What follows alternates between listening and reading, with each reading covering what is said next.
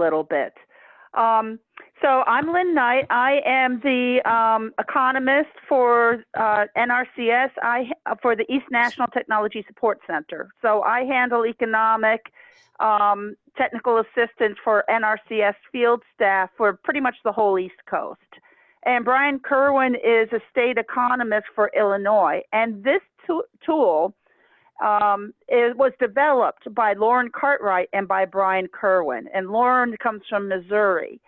So this is a tool that is available online. It's an Excel spreadsheet, and it looks at, uses the partial budget techniques, as you guys have been talking about this morning, to determine what makes sense financially and economically for whether to install or what the impacts are of installing cover crops.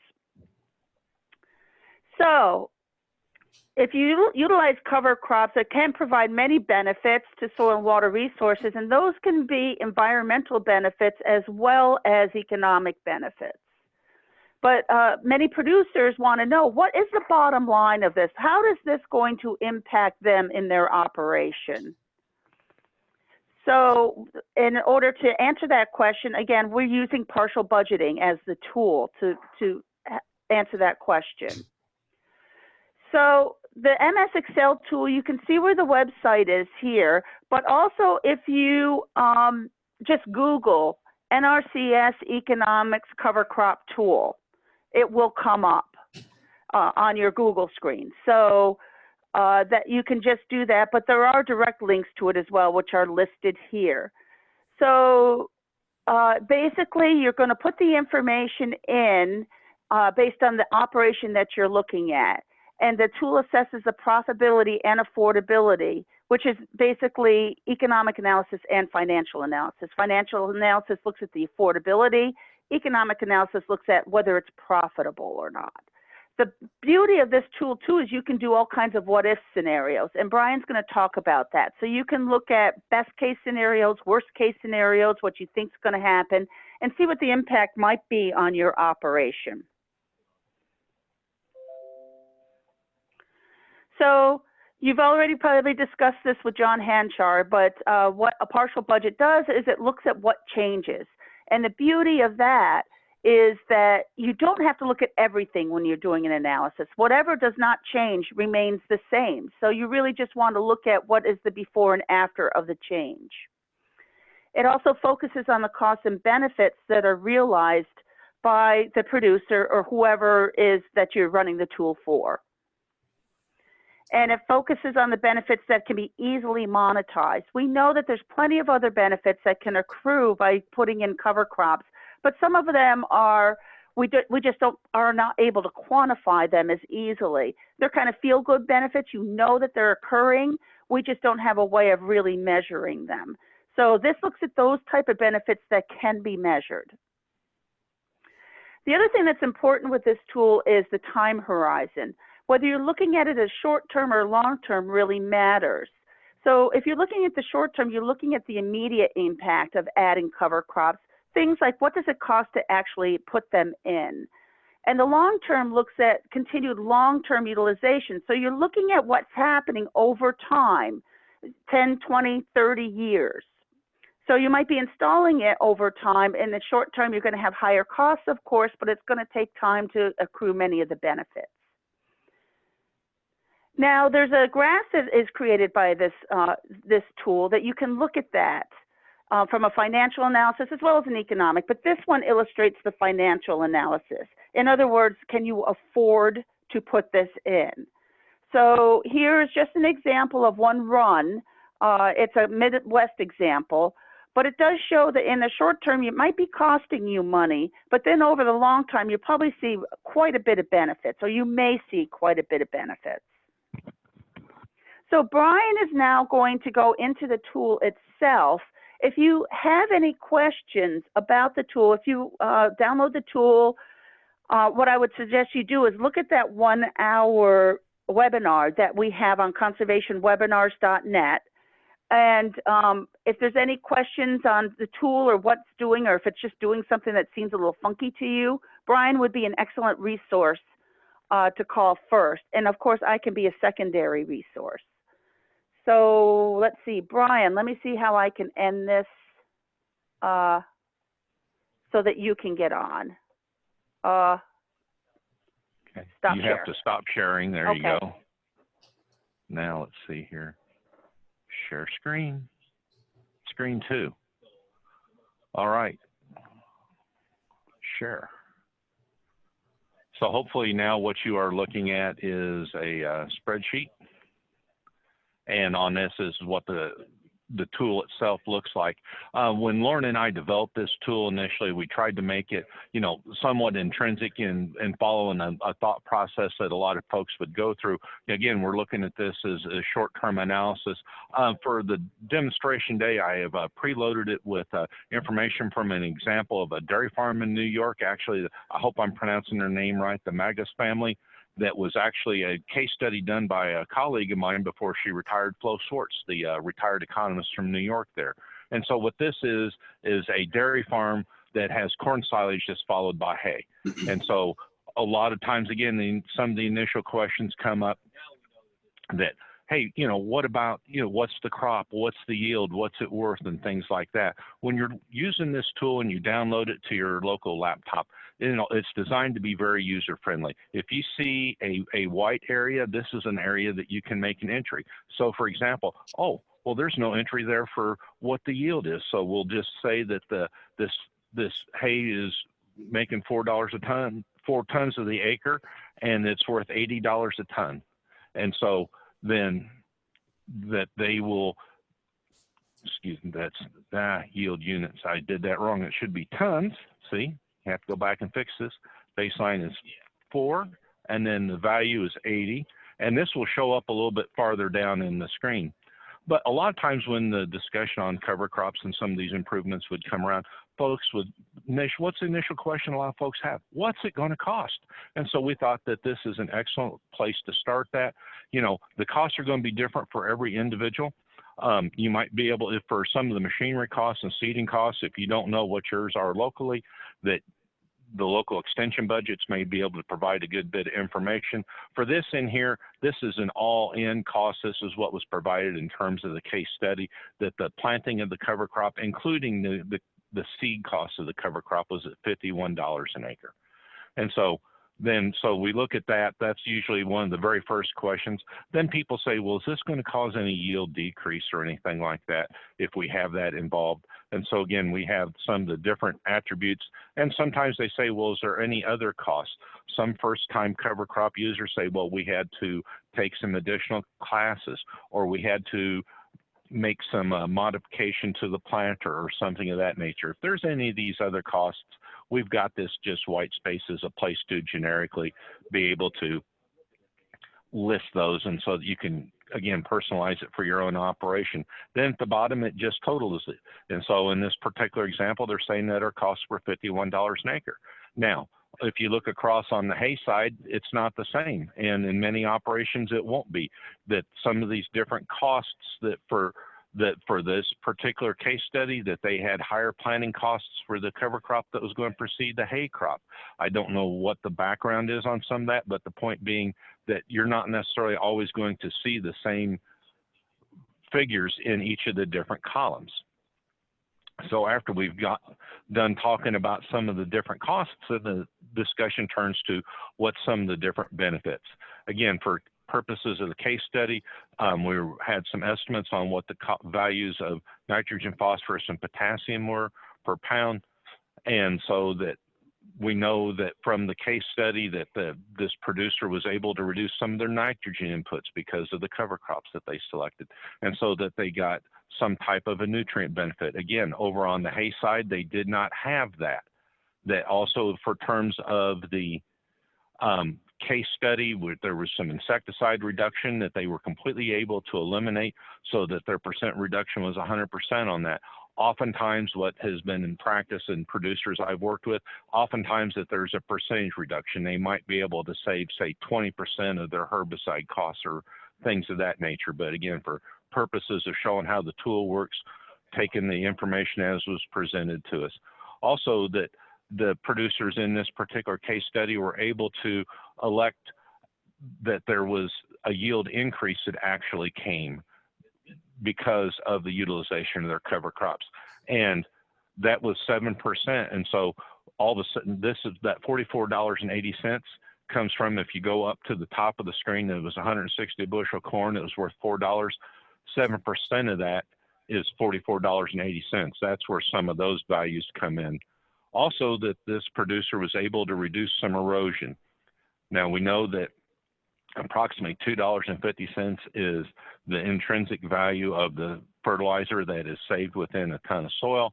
And so that if they were able to reduce that by $2 an acre, that provided an additional benefit of $5.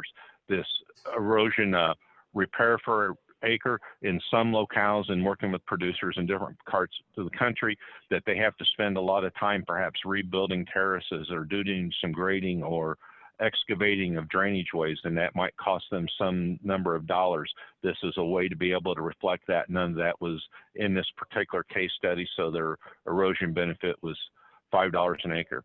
Much like the expense category, we have a listing for the other benefits that may not be described in some of the basic part of the tool that we'd put together. In this particular example, they were able to reduce seed cost, and that came from being able to move away from a traded seed to a non-traded seed, and then reduced planting cost.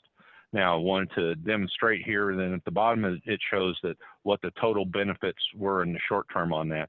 Let's say that in your operation, you're saying, now that reduced seed benefit was really, that's more of a management consideration than one that deals with the cover crop. And so I just want to be able to demonstrate it. It is going to take all this into account in the tool. So let's say our benefit's only $57 an acre. If you note there at the bottom, it did change the total within the tool. Now, I'm going to change it back so that it shows the remainder of the example, but the tool has numerous macros that run in the background on it. Again, any of the white boxes you can change your own values on, but I wanted to be able to show that, yes, if you do make changes, we've got preloaded defaults for the tool, because one of the things that we found out for a lot of producers, it was easier for them to change values within a tool than to have to come up with some of these values in and of themselves. And so we've got the total benefits from the corn part of the crop was $161, which is really, really monstrously significant.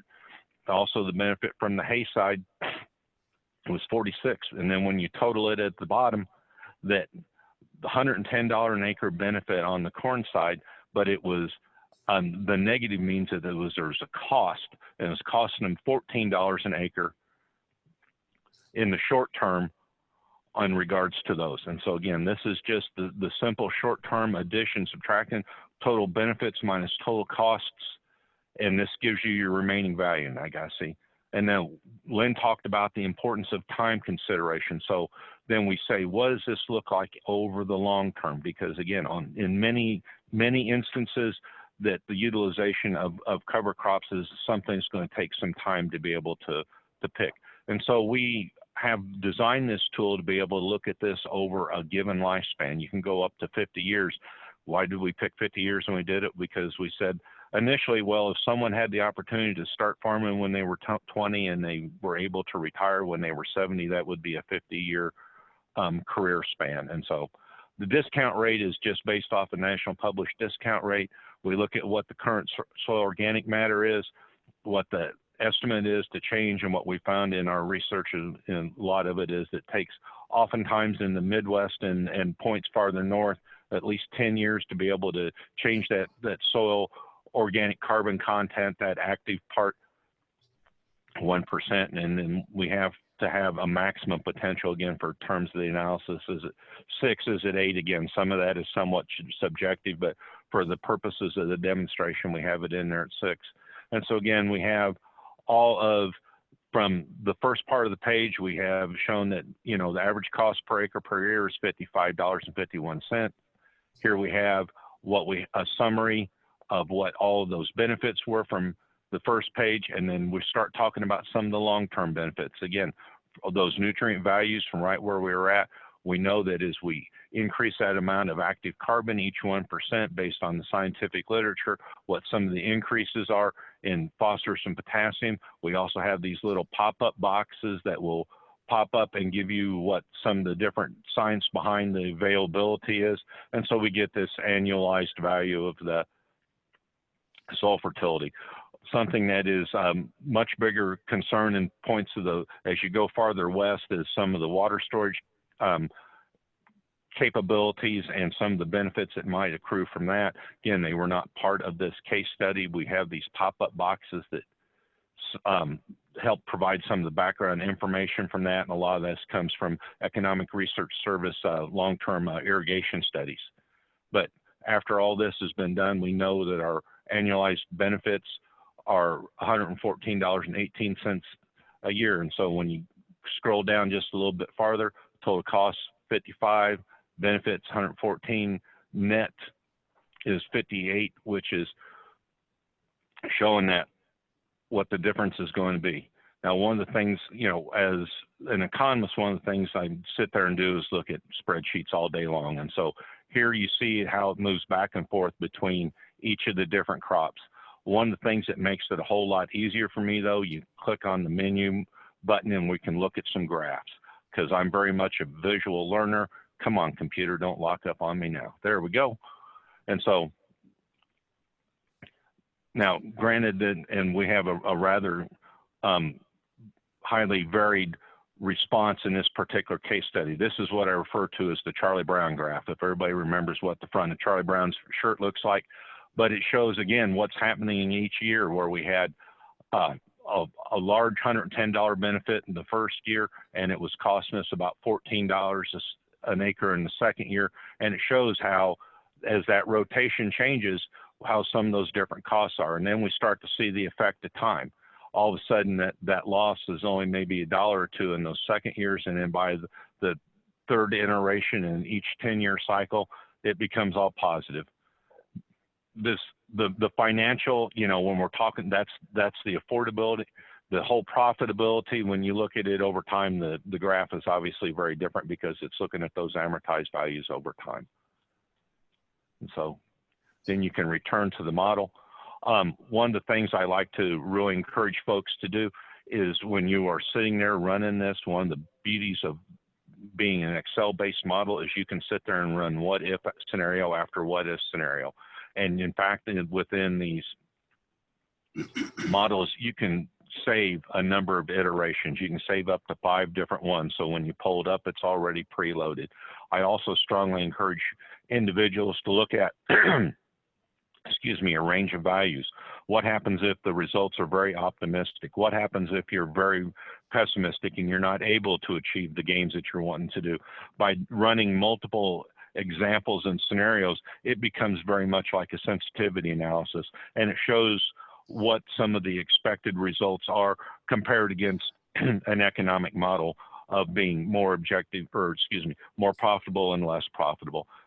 Unfortunately, a lot of this benefits, some of them are very hard to monetize, some of them are not able to monetize at all, and also just the variety of weather in any growing season. Or is it a really optimistic fall and we're able to get in early and we get the cover crop seeded soon, or is it a very poor harvest? Or are we going to end up taking a crop out of a rotation and make it strictly the crop in and of itself? So the ability to look at some of these expected costs and returns in what we'd like to think is an easy to use format, like to think that this adds some value to producers as they contemplate. So with that, that's kind of a really fast run through. As Lynn alluded to earlier, we have both a short presentation about like the one I did, and one that's approximately an hour long. That's an online tutorial that goes through each of the part of the cover crop tool. I guess the only other thing I would like to add is the thank you to Lauren Cartwright, my coworker in Missouri, for all the time that she'd also spent in the development of this tool, because without her input on this and putting it together as a team project, it would have never made it to the light of day. And so with that being said, Joseph, if there's any questions, we'd certainly be glad to try and answer them. Bryon, could you just show very quickly the tabs with the references and the instructions? Oh, sure. If you go if you look at the tabs here, that the very first one is called References and Citations. one of the things that was really important to Lauren and I was that this would be as scientifically based a tool as we were able to make it. And so we talk about some of the different scientific references, where we get information for nutrient credits. We tried to hot link these, you know, when we updated to version 3.1 this past January, these links still worked then. There are a few references in here that do not have links, but we at least gave you the printed material and how to be able to get a copy of it online. Also, as in anything, you know, again, we're on our third update, that we have guidance for using the tool, some instructions on being able to build the defaults, being able to save it, being able to build the length of your rotation. There's also information in there that if you're going to have grazing or not, and how to look at some of the costs and benefits associated with that. And so we've tried to cover up, come up with most of the information that people would have questions about. And then the very last tab on the right-hand side is based off the University of Minnesota, Dr. Bill Lazarus, being able to come up with a farm machinery cost calculator if you don't have any other references for those yourself. Thank you, Bryon. Thank you. Joseph, are there any questions? Do people have questions out there? Is the Dave Magos default available on there? That is the Magos cover crop, or the case study. This is the Magos case study right here now. Is it available if we went on this tool? Could we find that one? Is that a default? Magos is not loaded in here. It's one I had put together because I knew where this presentation was today. Cool. But would be able to give you this. I'm glad to send you a copy of this because I've saved it for you to be able to have so that it is preloaded. Yeah, that would be great. Sure. Any questions? No questions? No, thank you so much. That was a great walkthrough, and they can access the link to the longer one. And this was great. Thank you so much. Well, thank you for the invitation, the opportunity to visit with you. Yes, thank you. Take care. Thank you. Thank you.